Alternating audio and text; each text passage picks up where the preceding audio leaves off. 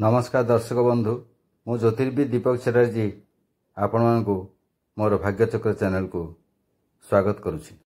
यही सिंह मासरे तुला राशि जात व्यक्ति मान पई कौन सब फलाफल रही आसतु से संबंध आज आलोचना करिया। तुला राशि देखा दी सिंह मास अर्थात ये 16 अगस्त 2024 ठारू 15 सेप्टेम्बर 2024 मध्य सिंह मास रहिबो।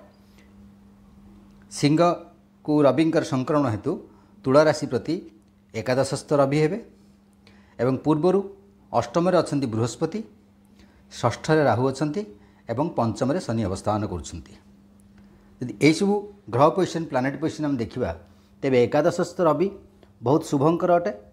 एकादशस्थ रवि बहुत शुभ कर्म करथांती, मांगलिक कार्य करथांती, सौभाग्य वृद्धि करथांती, आपन सम्मान लाभ हेबो, स्वास्थ्य उन्नति हेबो। जदि पूर्व किसी असुविधा थाए रोग वैराग थाए तेज से समय किसी ना कि रिड्यूस आपंकर हम।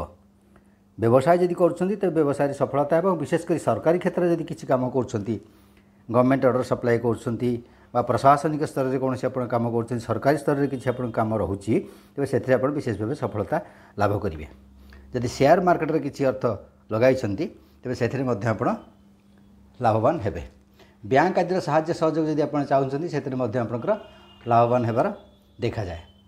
तापर देखिए पूर्व जो रही आमर अष्टम बृहस्पति रही अष्टम बृहस्पति भल नुहे शारीरिक संबंध में विशेष असुविधा सृष्टि कर। विशेषकर जो आपंकर अस्थायी रोग किसी अच्छी पेट जनित रोग किसी आपको देखादेव एवं आप जदि सुगार संबंधित किसी प्रोब्लेम थाए सेटा बढ़ी पारे। आप रेगुलर सुगार चेक करूँ एवं डाइट कंट्रोल रुहतु जमती आपंकर सुगार लेवल को कमाइवाई डाइट कंट्रोल करूँ एवं चेष्टा जो कर व्यर्थ चेष्टा चेष्टार फलवती होवार विशेष देखा जाऊनी।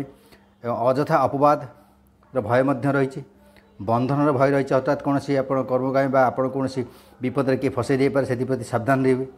बंधन भय रोचे आप दुख किसी रदि परिवार बाहर रोता किसी खराब खबर आप शुणे कार एक्सीडेंट फैक्सीडेंट से सब हो पारे।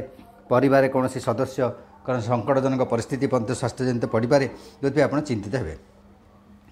यापर रही जो पूर्व रही आम अष्टम बृहस्पति रही षष्ठ राहु अच्छा राहु जो षष्ठ रोचे तेज षष्ठ राहु भल संपद वृद्धि हुए एवं आपन जदि मृत व्यक्ति संपद किसी प्राप्त करिपारंती किछि गुप्त धन प्राप्त करिपारंती एवं सुख वृद्धि हो। पारिवारिक सुख जो कहते पारिवारिक सुख वृद्धि हो एवं स्वास्थ्य उन्नति घटो। जदि पूर्वर कौन स्थायी रोग थाए तो स्थायी रोग जंत्रणा आप पाँच से आपको उन्नति घटबार देखा जाए।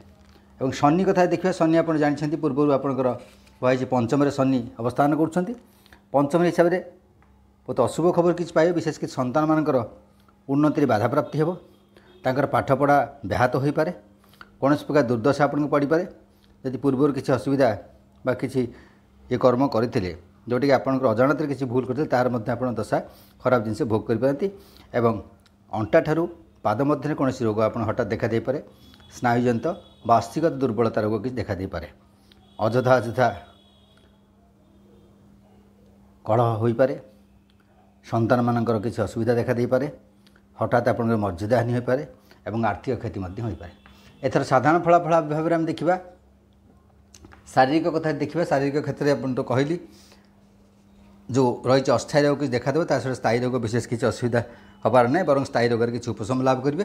पारिवारिक क्षेत्र में प्राय शांति सौहार्द बजाय रहा। संतान मान सुख खबर पाइबे एवं विद्यार किसी असुविधा होता है मानसिक असुविधा टी देखा दे पारे। मानसिक अवसाद मानसिक अशांति टी देखा दे पारे। बाकी आर्थिक कथा देखा आर्थिक प्राय आय व्यय सामान रही। एकादश रवि हेतु बहुत लाभ पाइबे।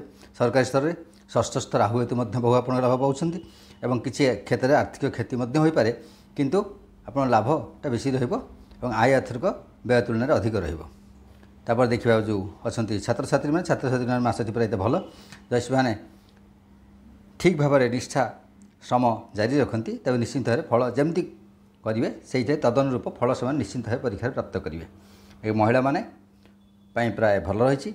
जो मैंने सरकारी क्षेत्र में कर्मजीवी महिला अच्छी मासटी भल जदि पूर्व किसी बकाया अर्थ था पाइबे एवं जदि कौन स्थान को बदलवाई चाहते स्थान परिवर्तन होगा चाहते मनोनीत स्थान को देवे परिवर्तन होबार देखा जाए।